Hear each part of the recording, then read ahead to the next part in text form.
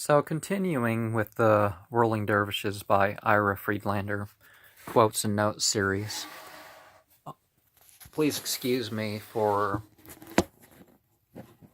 how in the summary portion that I'm trying to re-say it as I go along, as to not just do a,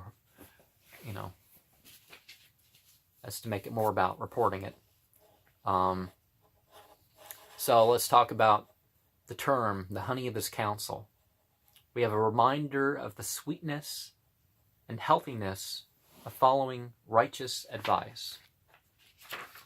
Righteousness is not privy to any particular path.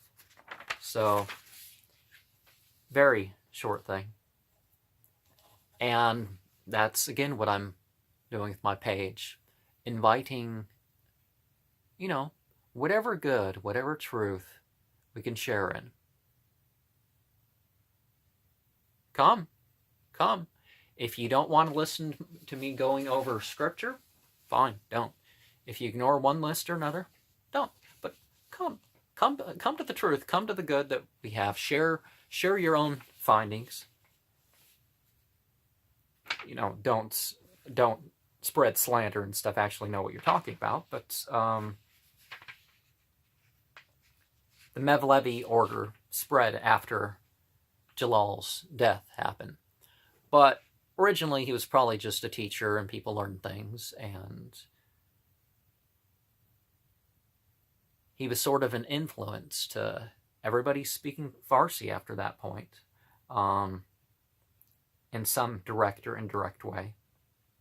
In English, he's the most translated poet. The more poetry, if you include all the translators, is about Rumi. They're giving their versions of Rumi than anything else. That's the number one thing being sold right now in America. And, other places where English is spoken. Konya had minorities of the Christians, the Jews, people practicing traditional Greek and Armenian ways. Konya was sort of a mecca of the heart for some people. And, they didn't want grudges to be held. And a lot of cultures have tried to claim Jalal as his own. And the difference when it comes to things like love and truth and light and all that, well, in life, truth is light, right? The thing about that is you're dealing, only 3 minutes. You're dealing with, that's what you're dealing with here. You're dealing with, it's not confined to a nation. It's not confined to a particular time or place, although it can be inflected there. But that's a mainstream Islamic message, by the way. But how to make your own dhikr. Now, there's the very traditional way of what are the passages to say after the prayers during that particular time of day or night. What are some recommendations of things to say that you find attributed to Prophet Muhammad? That's the main way to compose dhikr. And most of your Sufis, even your non-Muslim Sufis, that is what you're doing.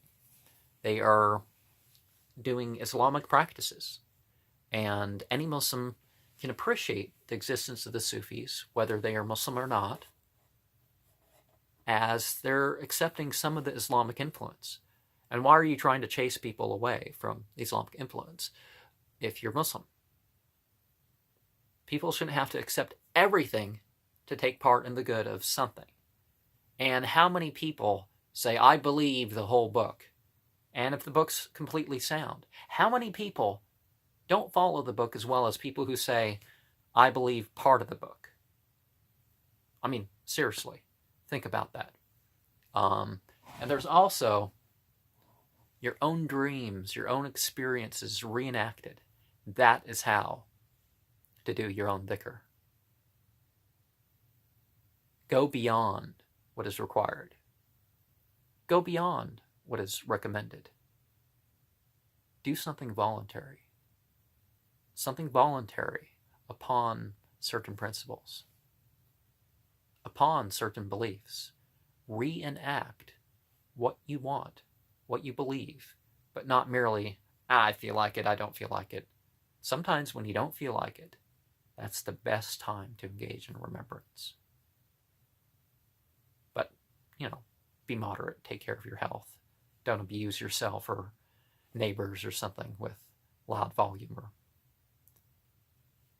brightness or danger or anything like that.